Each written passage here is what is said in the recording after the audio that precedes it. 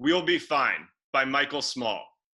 Act 1, Intonation, Scene 1.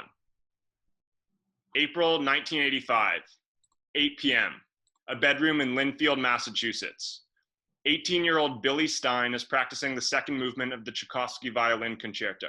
He plays without feeling and too fast, not stopping to correct mistakes. After a few bars, Billy's 54-year-old father, Robert, calls from another room. Intonation. Billy ignores the interruption and continues to play. Intonation. Watch the F natural. Okay, hold up a minute. Look, there's a wrong note there. Right after the trill, right? F natural, not F sharp. That may seem trivial, but one false note can shift the entire mood of a piece like this. So you played da, da, da, but the right note is da, da, da. You hear that, Billy? Yes, I hear. Yeah, okay, great. Now, how about trying that from the beginning? Let's see if we can fix it. Remember, it's not a race, okay? Andante with feeling. Start with a good, strong bow. Let it flow from the... No, hey, whoa, hold on there, fella. Look at the wrist. Look, tight as an iron rail. Let me see that hand. You got to stop the bad habits that hold you back. Okay, if you want to make the right sound, you got to loosen up and get rid of all that tension. I remember when I was learning this piece, my violin teacher had a little strip of black and you rubber. whip it against your wrist, so you never forgot how important it is to have loose wrists. I forgot. You're 18. You know everything. You don't need advice from an old man who's played the violin for 40 years. I've been playing for almost 10 years. You know what your problem is? You're just like your older sister. I say black, you say white. I say white, you say black. I try to be helpful, and you turn into an argument. I'm trying to practice for my recital. May I finish? Fine. No, play it your way. Why listen to me? Everything I say is wrong. Robert starts to leave. Wait, Dad. I'm loosening my wrist. See? It's the first thing for a great violinist. Come on. Take this. You show me how it's done. All right, it's simple, really. All you have to do, you listen. You listen to the sounds you make, and before you know it, you will play much better than I ever did. Now, let's see if I can show you where that note is. Robert takes the violin and plucks the strings. Yeah, here's your first problem. How can you play a violin that's out of tune? Please, honestly, Billy, what? Sometimes I don't understand you. Act 1, Scene 2. As Robert tunes the violin, his wife Rose's voice is heard. Billy, time for bed. Where are you, Billy? Billy, it's 9 o'clock, way past your bedtime. What are you doing? There's some dirt in this rug. All right, Mr. Clean, you can stop. I get the point. What point? In the past 3 hours, you emptied the garbage, you scrubbed the porch, you disinfected your collection of Mad Magazine. Why do I suspect this has something to do with your birthday? Wow, that's a nice guess. Oh, please. It's not that easy to win me over. Now, hop into bed. Do you really like my dress? You don't think it's too wild? It's radical, Mom. You are just like your father. If I sewed 2 rags together, he'd call it a masterpiece. He couldn't believe I made this. Yeah, it looks like you bought it somewhere, like Sears. You know, Sears is a really cool store. Oh, I'm sure. They sell very cool things at Sears. Go to sleep, and tomorrow you can join their marketing department. Like they sell these aliens called micronauts. Why am I not surprised? Actually, they're cyborgs who came to Earth in tiny capsules. Then some of them mutated into evil villains like Acroyear, who travels the microverse on rotor rings. Of course, he can never beat the Galactic Defender, who has a laser sword and a special helmet that keeps him alive for centuries. You watch too much television. Ruthie watches TV, and she got a Charlie's Angels calendar. Ruthie needed a calendar to keep up with her appointments because she's a mature older woman. She's almost 16. You should see the micronauts. They're so smart, their brains glow in the dark. And you can take the body from one and stick it on another till each one has a little piece of someone else. Sounds very charming. Now, close your eyes and your father will come in and play you a goodnight song. Does he have to? It doesn't matter if every note isn't perfect. Your father gets so much pleasure from his violin, and you and I are lucky to share it. Good night, Mom. You want to do something nice for me? Be nice to your father. Dad, come play me a song so I can go to sleep. That's my doll. Pleasant dreams. Rose exits. Don't forget the Galactic Defender. Facing danger, stopping evil. Robert Hey, enters with 2 violin cases, one large, one small. Hey there, young fella. Hey, are you ready for some music? Well, wait a minute. Tomorrow's a special day, isn't it? I might even have a surprise for you. It's something I think you'll want. Are you serious? Can I have it now? Okay, well, I suppose it's okay to start a few hours early. Here you go. Robert hands the small violin case to Billy. The surprise? Yeah, it sure is. Let me help you. This latch is a little tricky till you're used to it. Look at that. What do you think, huh? It's a real beaut, isn't it, huh? It's just your size. And I already found you a teacher. She's got a special school for kids. So you march around, you play games while you learn the music. It's just, you want to try it? I'm kind of tired. It's your birthday. Mom says I have to sleep. All right, we can wait till morning. I hope you like it, Billy. I wanted to give you something special. Good night, Dad. Hey, what about your bedtime song? Any requests? Whatever you want, Dad. Well, let's see if I can remember one of your favorites. As Robert plays a labored rendition of The Swan by Sanson, a spotlight focuses on him. There are small mirrors on the bow that send sparkles of light around the room. Act 1, Scene 3. April 1985. As Robert's music fades, 18-year-old Billy picks up the same tune in the Linfield High School music room. Susan Gregg, an 18-year-old high school senior, appears behind Billy and taps him on the shoulder. What are you doing here? I came for music appreciation. I never get to hear your music, which I greatly appreciate. Good, then find another place to appreciate not hearing it. Why can't I stay and listen? You're the best violinist in this whole town. Ugh, what a cruel accusation. Hey, did you get my note? Which one? You play so many notes and they're all so beautiful. Like a dying cow. The note I put in your locker. Did you read it? Will you come with me or won't you? So unfair. I want to go see a good group like Duran Duran or Tears for Fears, and you get us tickets for the world's worst singer. Don't you say that about Patti Smith. He gives me a headache. She's a genius. She's a poet for our times, breaking every rule about gender roles and religion and how to make music. Who cares about a stupid hairband like Duran Duran? Patti gives us raw emotion, raw thoughts, raw sounds. Let's invite her to a barbecue. Look at this school. Everyone talks the same, dresses the same, but back in 1977, Patti and my sister and all those punk bands showed us another way. It is cool to be different. It is cool to use your brain. All right, I'll join you under one condition. Let me come to your recital. No way. Why not? The school only has one wimpy nerd with a violin, and as we learned from Patti Smith, it's cool to be different.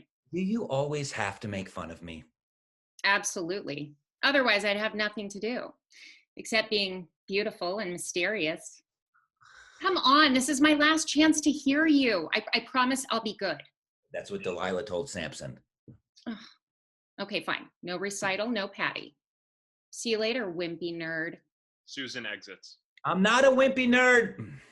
As Billy angrily closes his violin case, there's a crunch of broken wood and strings. Oh. Act 1, Scene 4, 1976. 9-year-old Billy plays Twinkle Twinkle Little Star on his violin while marching around to a Suzuki teaching record. As the record continues, his playing trails off. Billy drops the bow and lifts the violin as if preparing to smash it. Then he stops to reconsider. With exaggerated gentleness, he places the violin on the floor and begins to move like a robot. Danger, Galactic Defender! Danger, danger! Must stop evil! Must stop evil! Must stop evil! Billy's arms swing down toward the violin. The music stops. Act 1, Scene 5, That evening, Billy's bedroom. In the dark, 9-year-old Billy lies on his bed with the broken violin. Robert enters. Billy? Billy, are you okay? Come on. Billy, come on, talk to me. I know why you're upset. Dad, I'm sorry. No, it's not. It's not so bad. You should punish me. I deserve it. No. No one's getting punished. Now, just tell me what happened. I was practicing the violin like the teacher taught me, and I fell down. Oh, did you hurt yourself? I ruined my violin. Now I can never play it again. Oh, now shh. No, I know it was an accident. You do? Of course, and everything's going to be fine. Dad! No, listen, your mother and I saved a little money for emergencies like this, so I will take your fiddle to the shop and get it fixed. It'll be good as new within a week. You mean I'll still play the violin? I promise. But Dad, what if it happens again? No, don't you worry. Your old man will take care of everything. Now, let's go get some dinner. Your mom made us a great pot roast. Your favorite, right? Come on. Hey, put a smile on that face, huh? Hey, smile. That's my boy. Act 1, Scene 6, April 1985, 6 p.m., Billy's bedroom. As Patti Smith's song Privilege, Set Me Free plays on a stereo, Billy enacts a private ritual. He lights candles and strips off his sweater and t-shirt with choreographed precision. Wearing only jeans, he plants his bare feet and waves his fist defiantly as the music builds. Lights fade on Billy as the music gets softer. Lights up on Rose in the living room paying bills. Robert enters, tired and frustrated, carrying a briefcase. Hello, dear. How was your day? Wonderful. Anything new at the factory? What, the factory? Oh, it was even more elegant than usual. I fired 2 more men today. What was it this time? It was the usual. One was so drunk that he vomited all over a special order. The other shipped it to the customer. How about you? About the same. I thought my students were becoming fans of E.E. Cummings. Then I realized they can't spell or capitalize. I'm sure they'll improve. They have the best English teacher in the world. Compliments will get you everywhere, or at least it'll get you dinner. By any chance, did you talk to Stan today? No, I did not talk to Stan. I didn't have time. Okay, I just thought it was important. My salary was not important to Stan today. What's important is that he owns a 19th century factory. It's fallen down around us. The shaving machine broke, and then forget it, all right? I don't want to think about that hellhole. What is that racket? Billy, turn it down. Just ignore him, Robert. He's a teenager. He's required to annoy us. No, all day long they blast that crap at the factory. Do I have to hear more of it when I get my own home? When you fought with Ruthie about her music, did you ever win? No, I don't fight with Billy. Give him guidance. That's the job of a father. If he just turn off that noise and practice his violin. Billy! Don't start a war. We can't eat till you carve. I made a pot roast. Robert bangs on Billy's door. Billy turns off the music and pulls on his sweater. Just a minute. I'm busy right now. Billy opens the door. Hi, Dad. How was your day? I don't get it. Why a smart boy like you would listen to noise like that? I could understand it from your sister, but you know better. I like that record. See, if I liked it, you'd hate it. But I hate it, so you like it. Dad, I got to talk to you about something. Yeah, well, I need to talk to you, too. I got a call at the factory today from your violin teacher. Uh-oh. Yeah, she wants us to work up Bach's double violin concerto and play it at the town concert next month. Oh, yeah, right. Uh-huh. Why didn't you tell me about that? I forgot. Dad, we can't do it. Oh, why not? No, with just a little woodshedding. When I was practicing at school, I left my violin case on the piano bench. Somebody slammed it down and shut, and the fingerboard broke off. No, I bought you a $70 violin case so this wouldn't happen again. It was an accident, and now we only have one violin, so we can't play the double violin concerto. Well, what about your recital tomorrow? I took care of it. They had an extra violin in the music room. No, you haven't played before. You'll be out of tune. You practice I can't practice. I'm going to a concert. on the night before your senior recital. I promised to take Susan. Look, I'll go get my fiddle. So you can put in half an hour. You can't waste all your hard work playing out of tune on someone else's violin. Robert leaves. I'm ready for the recital, Dad. I don't need to practice. I'm gonna do fine. Act 1, Scene 7. Later that night, the Boston Music Hall. Crowd noises. Billy and Susan find their seats and sit. Someday you're going to thank me for this. You will say, thank you, Billy Stein, for the wonderful day when I heard Patti Smith, the cultural icon of our age. You're right. It's way too exciting. I need my medication. Want a toke? Susan pushes a joint toward Billy. Whoa, whoa, whoa, what are you doing? It's okay to have fun. Just once. I'd like to see you try. I'm going to have fun all the time once I get to college, but unfortunately, while I'm under my parents' roof, I have to go by their rules. I know you. You'll follow their rules till you're a drooling 90-year-old. You don't know everything. Look at this. Billy lowers the waist of his pants. But please don't. I'm still digesting dinner. Uh-huh. A tattoo? Uh-huh. It's so small. But I can't let my parents see it. It's a violin. No, don't be stupid. It's an electric guitar, a Stratocaster. Nope, it's a violin. You must have gone to the cheap place. He told me he could do it. God, I'm going to kill that guy. Wow, who knew that rebellion could be so neurotic? Here, take this. Look, I told you I can't. I'll fail the breath test. My mother kisses me goodnight so she can check how I smell. If you don't take a toke, I will boo after every song. Don't be an idiot. I can be very loud. All right. One toke. Did you bring any mints? Ugh. Ladies and gentlemen, Billy Stein is smoking a joint in the 10th row. Take it. You are a wimp. Ladies and gentlemen, let's give a warm welcome to the cultural icon of our age, Patti Smith. Act 1, Scene 8. The next day, 7:30 a.m. As Patti Smith's music fades, lights up on Rose in the kitchen. Billy sits and pours a bowl of cereal. Hurry up, sleepyhead. I've got to go to work. I need to ask for a favor. I'm your mother, aren't I? When you were 9 years old, didn't I buy you the Galactic Warrior? Dad wants me to be in another concert next month. He wants to play the double violin concerto with me in public. I know your father isn't the best violinist, but it means so much to him. See, tonight is my last concert. My violin is broken and I don't want it fixed.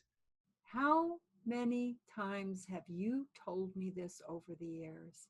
It'll wear off. This time I mean it. I need you to back me up when I tell Dad.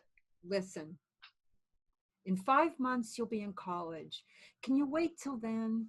Don't be like your sister. You don't want to be in graduate school and still picking fights with him. I just need 1 month of going to high school without a violin case in my hand. I'm sick of people laughing at me. I want to be normal. I know it's been hard on you. You do?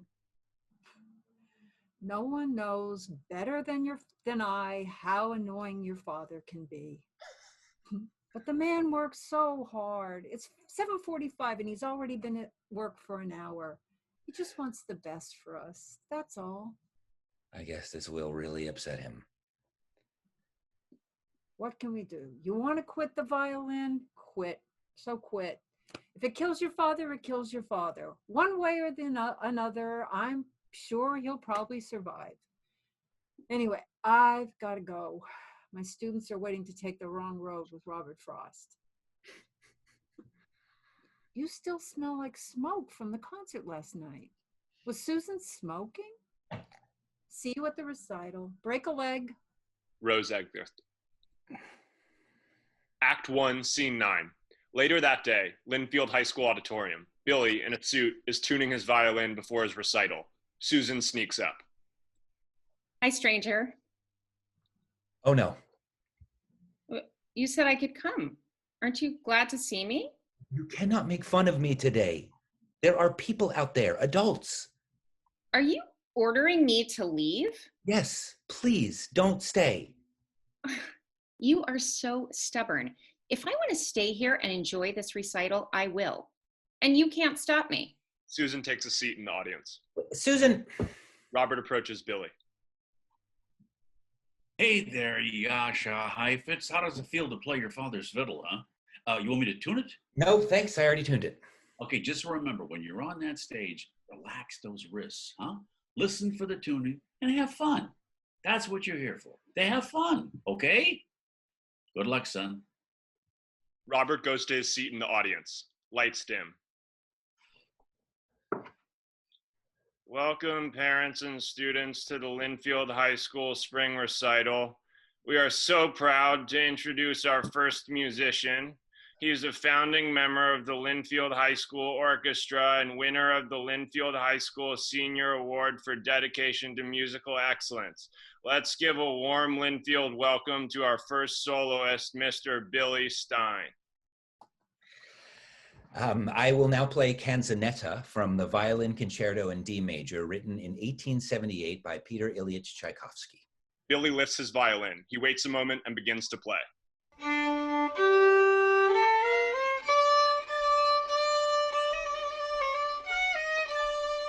That's natural. That's natural. Intonation! Flustered by Robert's interruption, Billy starts to play faster and more out of tune.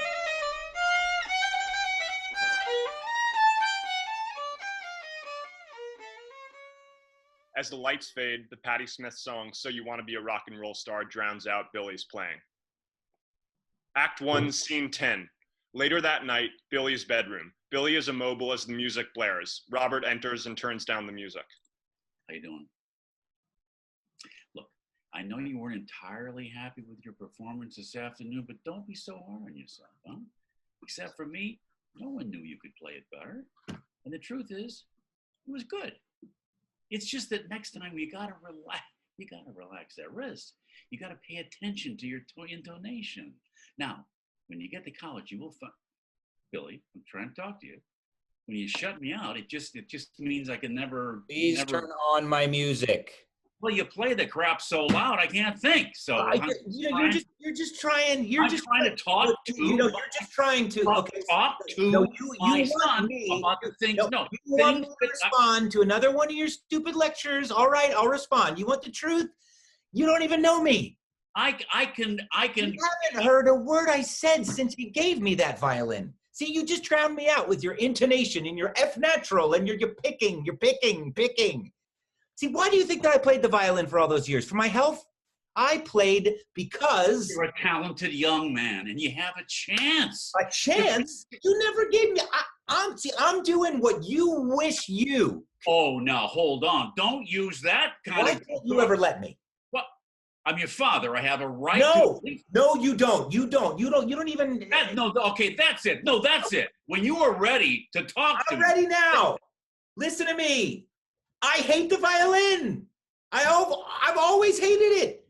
You think it was an accident that I broke it 5 times? I smashed it on purpose, and I would do it again if you make me play it because I quit. I'm through. I'm not playing the violin. I hate it, and I hate... Robert storms out, slamming the door. Act 1, Scene 11. The next day, Billy sits at the kitchen counter. Rose hovers.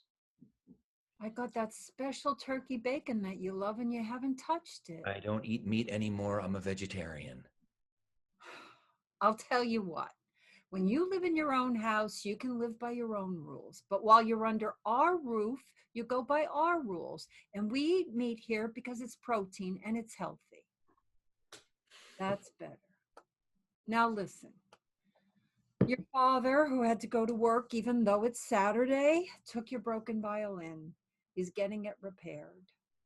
Wait, don't start. I have one request. Let him do it. It won't hurt you. If you want to play, fine. But if you don't want to play, fine. But don't tell him. Give him a break. When did he ever give me a break? I know you're frustrated, but you'll always get over it. Why not this time? Is something else going on? Where did you and Susan go after the recital? Okay, I'm just asking because yesterday you didn't even pick up your mail. Billy takes the envelopes and opens the top one. Not that it's so exciting. Junk from all those colleges. You think they leave you alone until they either accept or reject you. But oh no, typical academics. They have to waste the paper. Have some more turkey bacon. Oh my God. Billy hands the envelope to Rose. This is an early notification to inform you that you've been accepted to the class of 1989 of Brown University. Billy, I've got to call your father. I can't believe it. I'm going to college. Providence, Rhode Island, 50 miles from home. Hello, Mr. Stein. I've got someone here who'd like to speak to you. Billy? I don't want to talk to him. Billy! I don't care what he thinks. Take the phone. I'm going to Susan's house. I'll be home late. You know what? You are cruel. If I were Brown University, I would have turned you down. Billy exits. Patty Smith's Dancing Barefoot plays. Act 1, Scene 12, 2 a.m. Billy weaves into the living room, leaning on Susan. Did I ever tell you that you are the best friend I ever Did I ever tell you that I hate sloppy drunks? had? You're crazy. You know that? See, that's why I like you. You know how to have fun. And I'm glad that you came to my recital, even if it is the worst thing that you've ever heard. Well, at least you didn't pull a Patti Smith and recite poetry. My parents will kill me if they see me like this. Don't let them see me, okay? Because they will kill me. And they're going to blame you, you know? They'll wag a finger at you because you are a bad girl. Hey, I want to be bad too. Can I be bad? Shut up. It's 2 a.m. You'll wake the parental units. Ugh. Why did you bring me home? I don't want to be here. Nobody likes me here. I'm a big disappointment. Susan leads Billy to a chair that holds a gift-wrapped record album with a note on it. Woo! Looky here, a present. Whoopee! It's for me. Oh, hell. Aren't you going to open it? I mean, maybe it's something really exciting and useful, like an album of Brown University fight songs. I know what it is. He bought me another stupid violin concerto, and I don't want it. Read me the note. I promise I won't make fun of you no matter what it says. I don't wanna. Read it, or I'll tell your parents that you're on a bad acid trip and need to be institutionalized. I only had 2 beers. Exactly. Now read. All right. If it makes you so happy. It says, Billy, says Billy. Wow. You just reversed thousands of years of human evolution. Boy loses power to read. Give me that. I'll translate it into caveman language for you. It says, Billy, I love you. I love you, and I'm very proud of you. Dad. Billy takes the package silently and rips off the wrapping. He turns the album over, then hands it to Susan. I don't believe it. Patti Smith? And it's the only one I don't have. He must have checked. Billy spins around, embarrassed. He sees the 2 violins on the table. He walks to them, lifts one to his chin, and starts to play the Bach double violin concerto. As Susan sits down to listen, Billy's parents appear in the doorway. Robert walks toward Billy, picks up the other violin, and joins in. As the lights fade, father and son play an imperfect duet, their music slowly merging with the recording of 2 virtuosos playing the same piece, sweetly and perfectly.